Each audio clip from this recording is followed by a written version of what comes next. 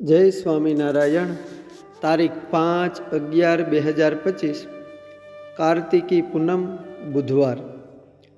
ગામ બાલાસિનોરના હરિભક્ત અભેરામ શ્રીજી મહારાજના દર્શન કરીને પોતાના ઘેર જઈને પોતાની માતાને શ્રીજી મહારાજના ભગવાનપણાના નિશ્ચયની વાત કરે ત્યારે તે ડોશી બોલે, જે અભેરામ, કાં તો સ્વામિનારાયણ ભગવાન નથી ને કાં તો તે સ્વામિનારાયણને ભગવાન જાણ્યા નથી, અને જો જાણ્યા હોય તો ભગવાનને મેલીને અહીં શા સારું દોડ્યો આવે?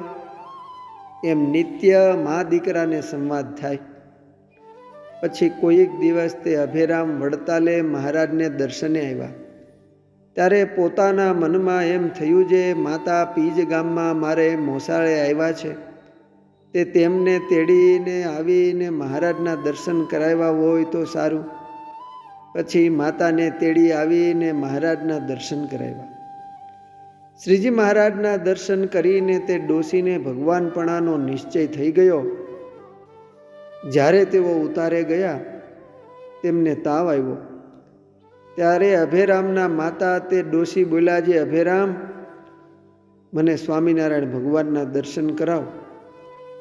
તે પછી અભેરામ મહારાજની પાસે આવીને કહે કે મહારાજ, મારી માતાને તાવ આવ્યો છે, તે તમે તેને દર્શન દેવા પધારશો? પછી મહારાજ કહે, ચાલો. પછી મહારાજ તે ડોશીને દર્શન દેવા પધાર્યા.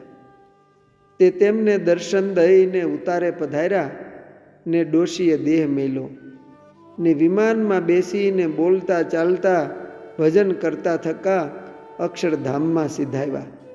અસ્તુ. જય સ્વામિનારાયણ. સદગુરુ શ્રી નિર્ગુણદાસ સ્વામીની વાતોમાંથી.